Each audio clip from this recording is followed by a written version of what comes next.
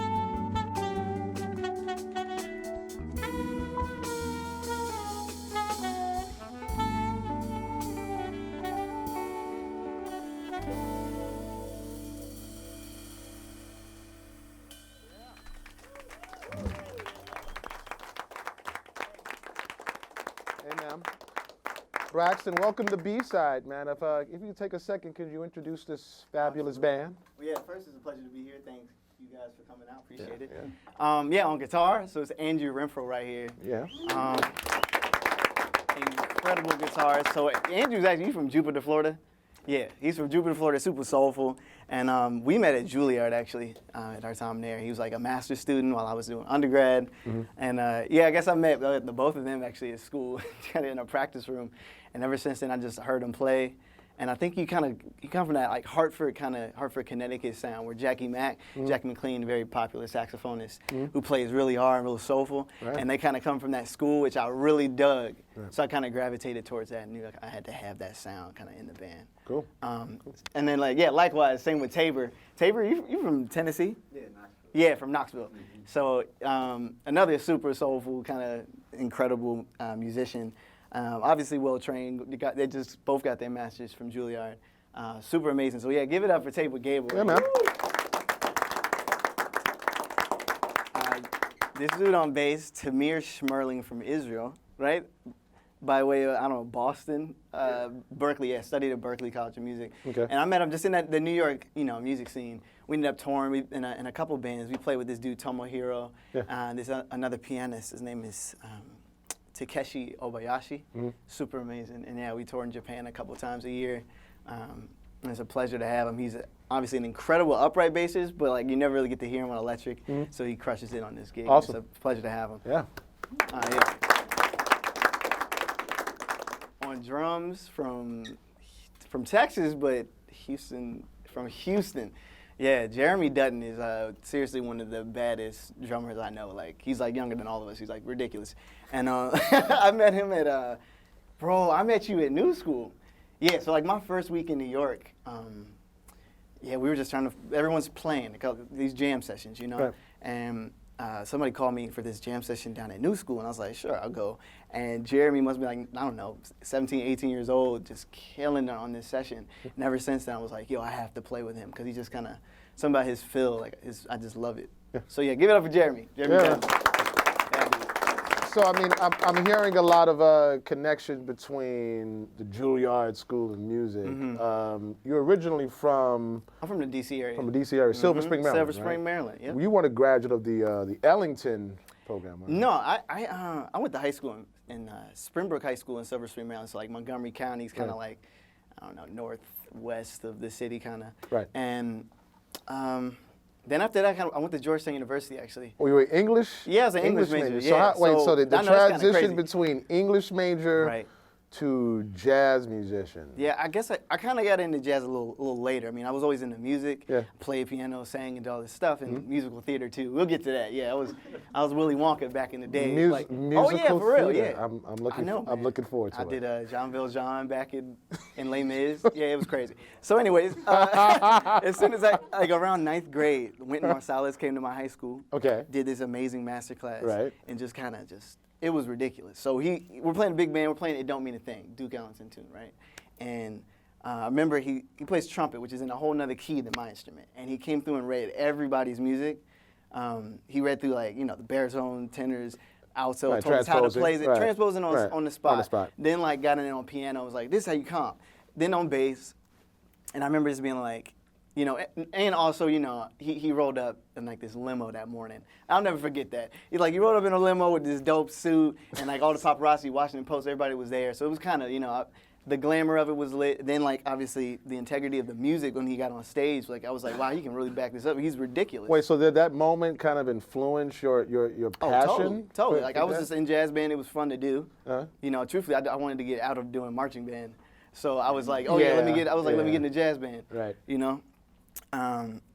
And I think my 9th grade year when Wynton came to the school and kind of just did that master class, I was just I was like, yo, I want to do that. As a kid, when you see somebody just kind of, fully encapsulate everything you think you want to do or have, Right. I was just like, all right, great. I want to get a saxophone teacher. I want to study this music. I want to do that, Well, so literally that was a very pivotal moment. It was one of those moments for sure. Yeah, 14, 15 or something like that. You know what? I want to continue about your upbringing because it's rather interesting. Oh, yeah. But I'd rather get the people want to hear you play. For sure. And they don't want to hear me talk per Right. se, or but they want to hear you talk, but Facts. rather hear you more play. So what's the next tune that you're gonna play? Okay, so the next tune is entitled Until, and it was originally a love song that I wrote, and and then upon bringing it to the band, I just felt like I better get the point across. Yeah. Just doing instrumental and kind of just rocking out on the tune. Okay.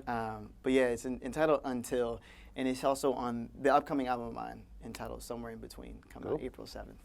Awesome. Yeah. Once again, Braxton Cook. Chord first.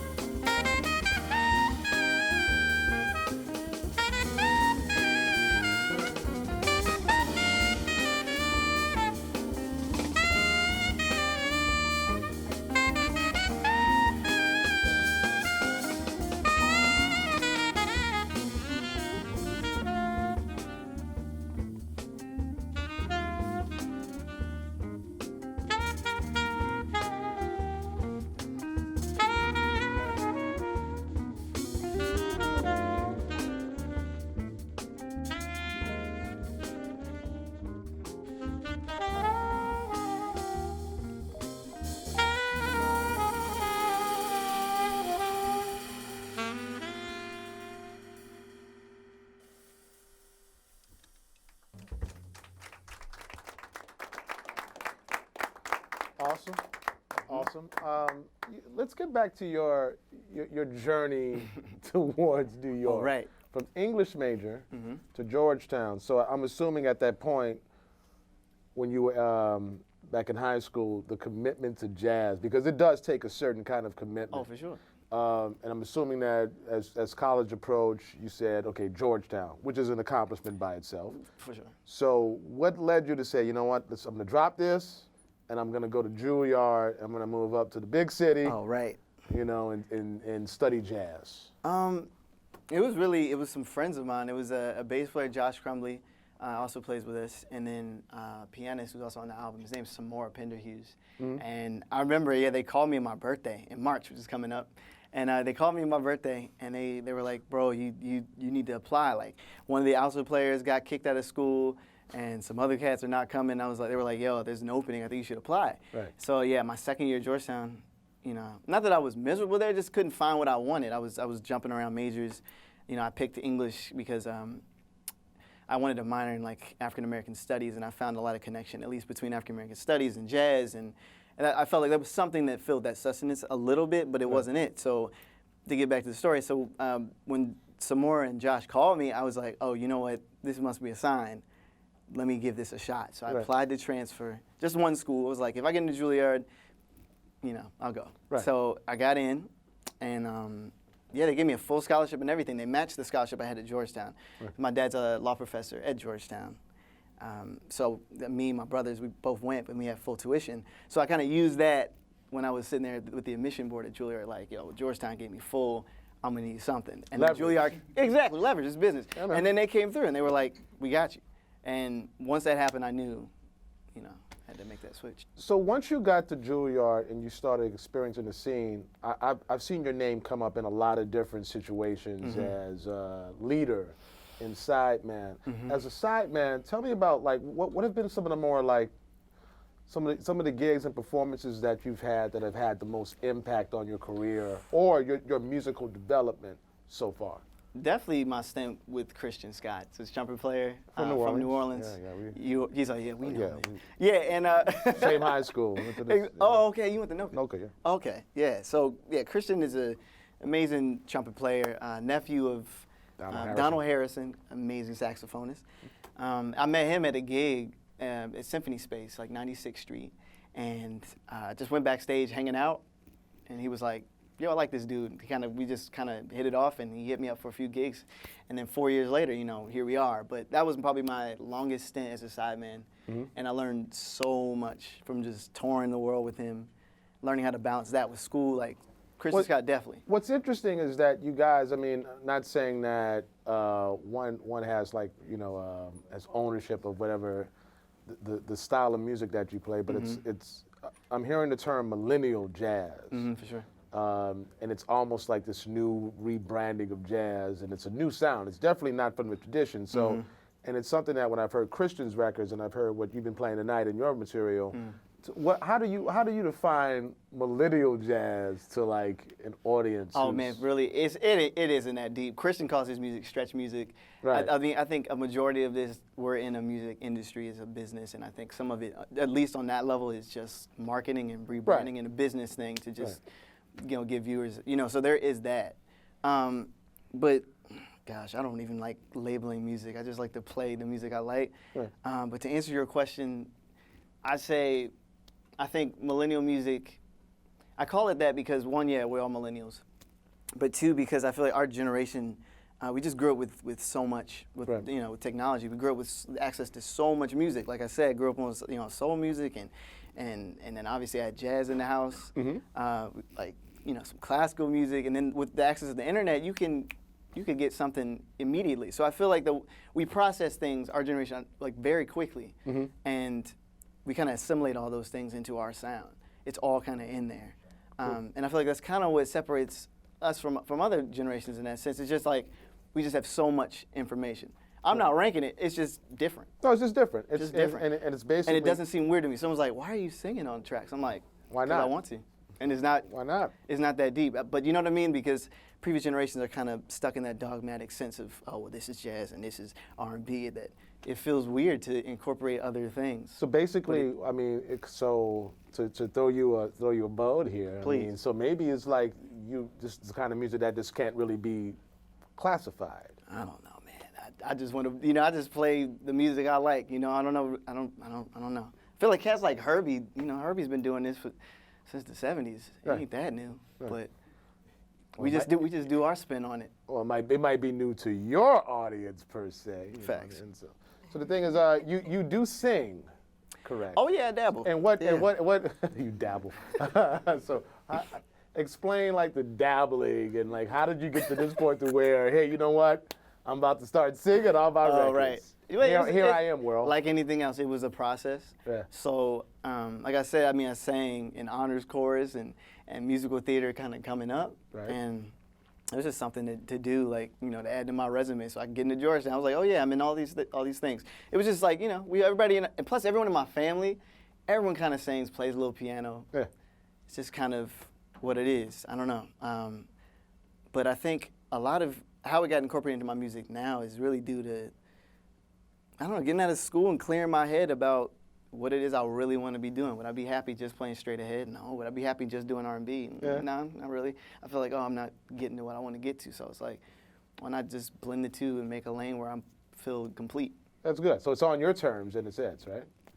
So you're going to be singing. The reason I started talking about Yeah. singing is that Yep. you're about to bless us with your vocal capabilities. We're going to get to something. Well, we're hoping for the best. We're hoping for the best. Tell us about the next song. This next song is the title track from the album. It's entitled Somewhere in Between. And similarly with what we've been saying, it's about how I feel my music is somewhere between these genres that so many people say that it needs to sound like this or sound like that. And for me, I find a lot of people in our age group, in our generation, particularly people that went to Juilliard from our class, all my friends were interested in other things, and just a lot of people just wouldn't do it. I don't know if it's fear.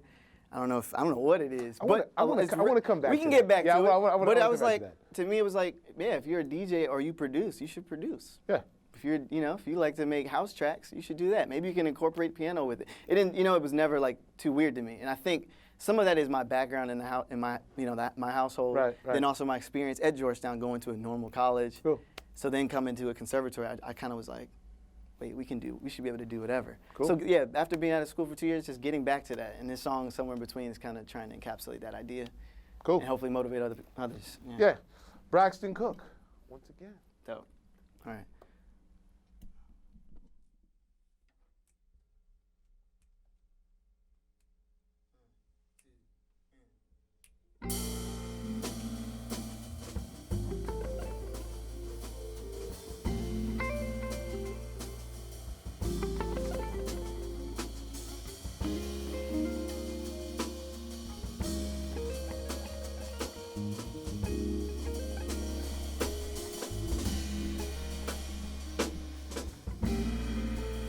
You're somewhere in the middle, I'm somewhere in between. Crack the code and solve the riddle, trying to find the real me. Somehow knew I could beat it, I knew I had the antidote. My friends, they wouldn't listen though. I wanna show them you can pave the way and you can make it. Just promise don't look back on one. You're somewhere in the middle, I'm somewhere in between. I start to disassemble these walls around me. Somewhere there lies a real me. It's kinda hard to place it. I'm somewhere in between. Somewhere.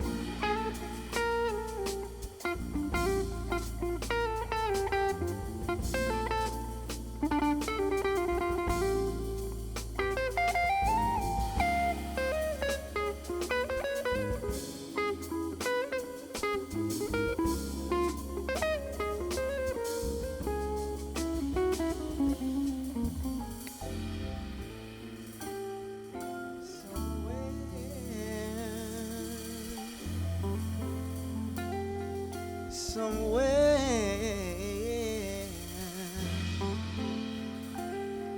somewhere.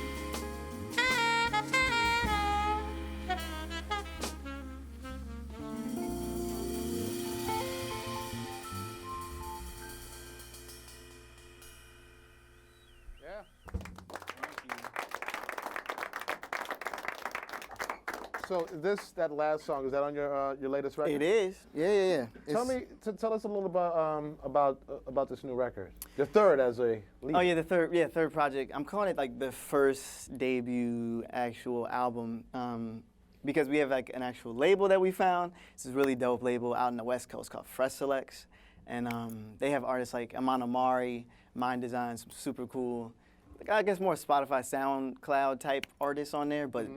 They're just like thinking about streams in the future of this music. So like I'm really happy about that. So the album's coming out with Fresh Selects April 7th. And the album, it features Andrew Renfro, actually different cat, so sorry y'all. But thank y'all for doing this, man. Yeah. I feel bad. I wasn't on the date either, fellas. Yeah, Cat was like, yeah, he was like, exactly, yeah. So we'll all be mad together. That's cool. My bad. Yeah, man, I got you on the next one, bro. Okay. So it's like it's Andrew Renfro, Joshua Crumley, bad bass player. He plays with Terrence Blanchard, Jonathan Pinson. Matisse Picard, cats I went to school with, you know, homies and friends, and yeah, it's like I'm super excited about it coming out, and then we have more stuff that's, you know, more music that we're working on, workshopping new music, you know, this stuff we've been working on for like a year now, but. So everything that we're hearing tonight is already on this new record? Oh yeah, it's on there. It's on there, it's coming out, you know, hopefully everybody can check it out, stream it or buy it, however you digest music. Right, so I mean, back to that where we left off before you went to that. What you're playing has so many different styles, it really can't be defined. I find that to be like quite an advantage because you can't be defined, and when you need to make your next move, you can probably go into a different direction. I mean, I think that's a kind of what separates today's musicians from past, you know, generations. Is that, do you share that same sentiment? I agree with that. I mean, for me, I mean, do I feel like I'm not in any one direction? Is that what you're saying? Like it's Yeah, it's like open. It's like kind of open to interpretation, in a sense. Sure, I guess I can't really be mad at that or not. You know, that's sure. You know what I mean? Like, you know, I was like, yeah, sure. Like I'm not necessarily saying I'm anything. I'm just me. Right. Cool. So but yeah, sure. So tell us a little about the next song that we're gonna hear. Oh, Runaway. So this is like a love song I wrote.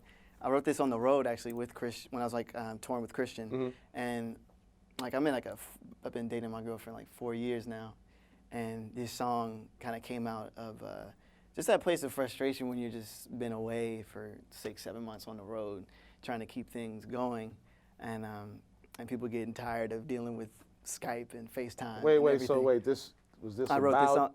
I wrote this song about. This is for. I wrote this. It's just that experience. I'm just of trying to keep a relationship together while you're on the road. I'm still with my girl. We got through it. It was everything. Everything's amazing. Don't get me wrong.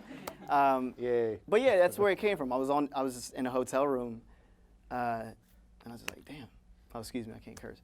I was like, darn. And wait, how about shucks? I was like, yeah, shucks, gee.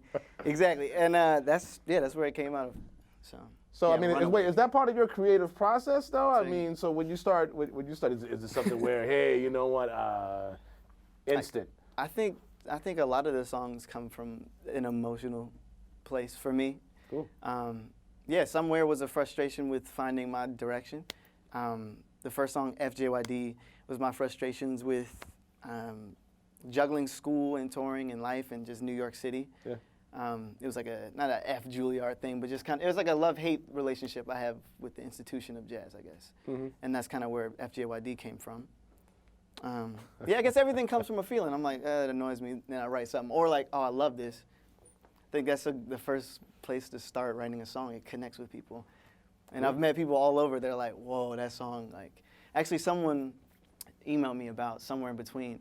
Actually, it was a transgender saying that song and the lyrics spoke to her in that way. And I was like, wow. With just trying to discover herself and her identity. I was like, that's deep. Powerful. Right. Powerful. So yeah, once again, Braxton Cook and the new. Runaway.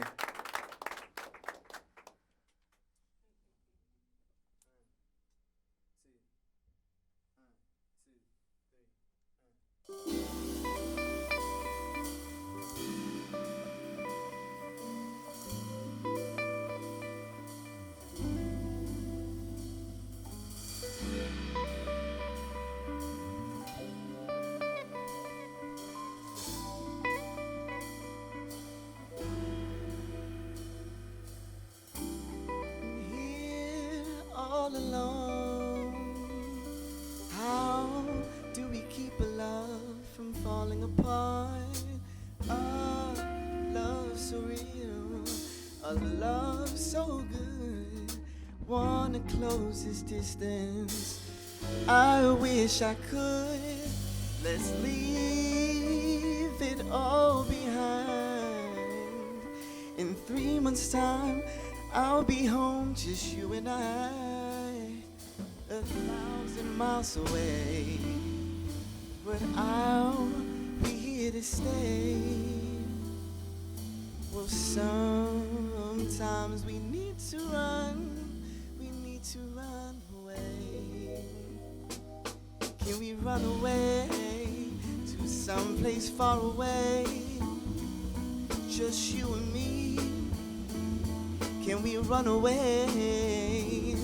Can we run away to someplace far away? Darling, can we run away?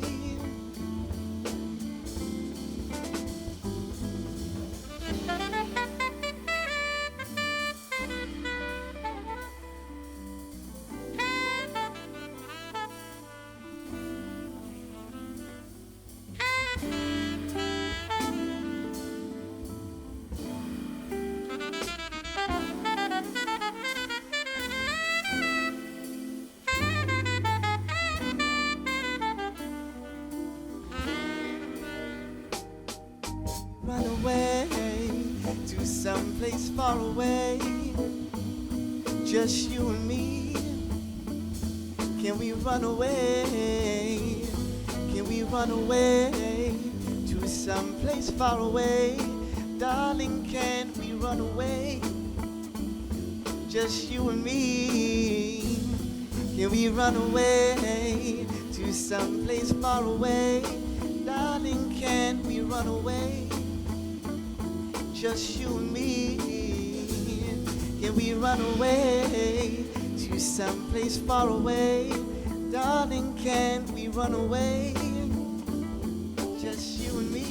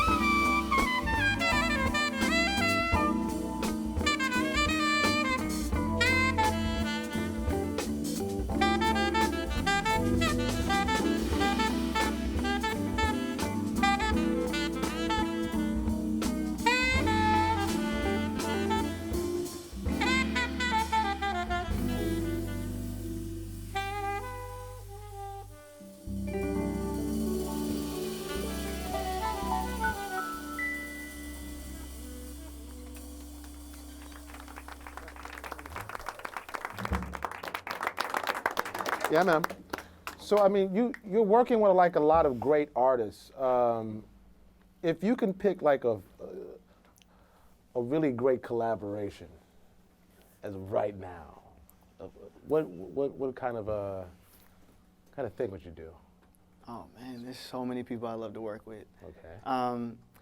I guess in the R&B pop world, I mean, I'd love to work with Andre Benjamin, Pharrell. Mm-hmm. I'd love to work with,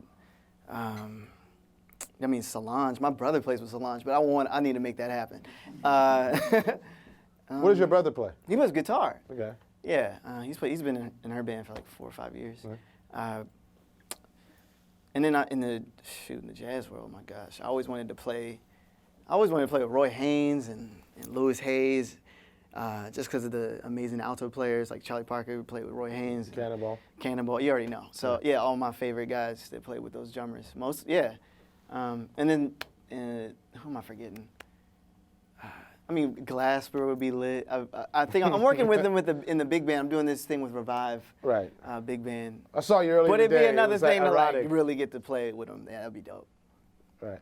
So as far as your first, you're on your third record. Your first 2 records. How would you describe the growth as far as the production, the compositions, the thought that have actually like gotten you to this third record? Like, what have you learned so far about the entire recording process? I found that, I mean, as an artist, you just need to kind of, if you really want to hold true to your vision, you kind of need to learn a little bit of everything. So that's been a process. Like, I've been, doing production a little bit on the side ever since high school. Yeah. From GarageBand to Logic to when we first went in the studio, I made a track of every song. Kind of made a track of my own.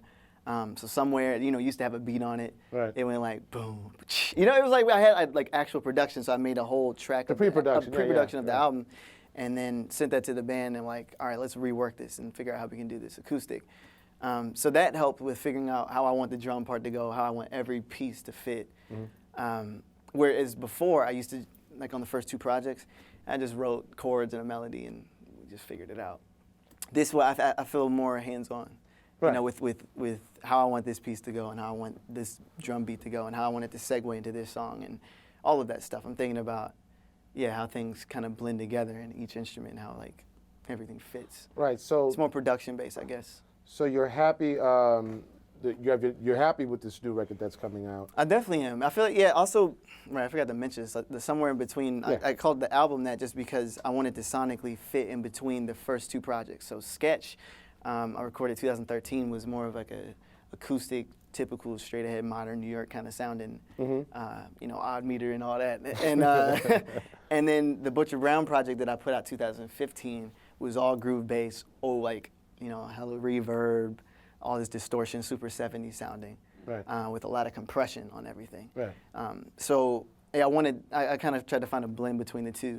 So on this album, like the horns and the guitar, everything sounds really light and free, but I put a bunch of compression on like drums and the bass is real heavy. Mm-hmm. So I kind of have a little bit of both, of that modern kind of sounding, sweet airiness, on top of like that hard crunchy kind of bass. Did you mix this record yourself as well? I've been through a lot of mixing sessions. It's been a process. I mean, we recorded this last April and it's just now coming out. Right. So it's been a lot of mixing and mastering and redoing things, and I've learned a lot. Right. Spent a lot of money. So man, I really feel strange asking this question. God. Man, but younger musicians, Mm-hmm. right? What kind of advice would you pass on to? I think I reached that I reached that place in my life where I said, you're so younger musicians, man. What kind of advice? Somebody new to the game. It's funny. No, I feel you because it's wild. People hit me up now all the time in the Instagram and like, hey man, what are you playing on? What are you practicing, man? Like, you're such an inspiration. I want to sound like you. And I'd be like, I feel you, but I still feel like, if you want to play the saxophone, you still got to check out the masters. Like, I'm in no way a master. I'm like, this is a thing I'm doing. But I still listen to Charlie Parker. I still listen to Train. I still transcribe. I still check out all that stuff. So besides the Giants, who you're like your main, the people who really influence your musical path so far? I mean, and that could be from like the people that you've worked with, or better yet, whatever you've checked out. Like, what's been your big inspiration so far? Oh, Train. John Coltrane. I mean, did you aside from the big guys? Yeah, I mean, or you could throw Train in there. Well, I mean, yeah, John Coltrane. Anybody know? Y'all know John Coltrane, obviously. Yeah, he's. What about he's the right now? baddest. Still, and we were just talking about like 1965 at the half note, like puts me I'm in tears, man. okay. Like if I want to talk about you, it's crazy. Well, how about living people? Oh, living, my bad. No, not that Train Oh, yeah. doesn't live. Exactly. Yeah, right. Train He lives. I mean, Kenny Garrett's always been a super amazing inspiration as Right. far as like someone who found a sound and like business-wise who found a lane and really milked that playing with Miles Davis and turned that into a thing and sustained it for so long Right. and influenced a whole generation. You know, not so much like I'm sitting here trying to transcribe Kenny like I did in high school, but more so like analyzing it, like, yeah, the business of it, how he did that, how he, you know, managed to stay relevant that long. Like his look, his album covers, all that stuff that goes into it that most people don't think about. Right. Like, you know, he definitely put some thought into it. And I feel like that has a lot to do with why he's like so like in the jazz world, iconic in that sense, you know? Right. And Christian thinks that way, you know? Yeah. The look of things in addition to the substance of the music. So what's coming up in the future? Besides the release of Yeah, I got like a South by Southwest show. This is I'm your- gonna go down there. your Yeah, band? I'm probably doing something either duo with him. You know, those flights can be kind of expensive. So yeah, we're gonna we're gonna do a little showcase down there, hang out. Like I said, we're probably dropping a single called "You're the One." So yeah, be on the lookout for that. And then April 7th, we're doing like a release show actually at Lincoln Center, David Rubenstein. If everybody knows what it is, it's like maybe 60-something street. The Atrium? The Atrium. Yeah, about Yeah, we're doing a double bill with Jazzabelle, and that's gonna be really cool. So April 7th, Friday. Still gotta figure out the time. Yeah, I don't know.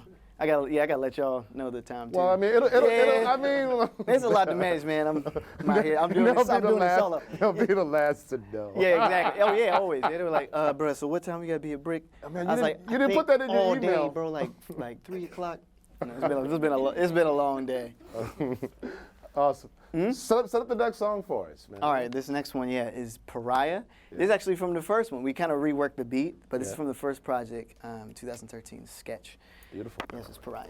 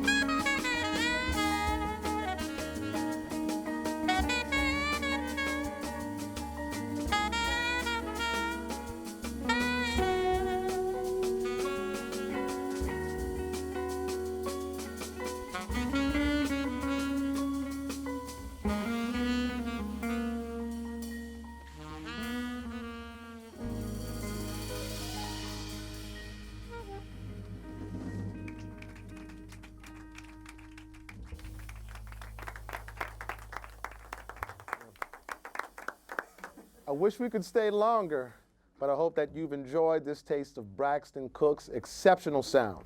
Thank you, Braxton, for opening new doors for us. Be sure to check out Braxton's new album, Somewhere in Between, wherever you buy or stream music. And you can also keep up with Braxton Cook on social media at Braxton Cook. I'm Kenyatta Beasley, and I hope that you had a great time with us tonight. Make sure that you stop by our BRIC House studio every Thursday to hear more of the best music that Brooklyn has to offer.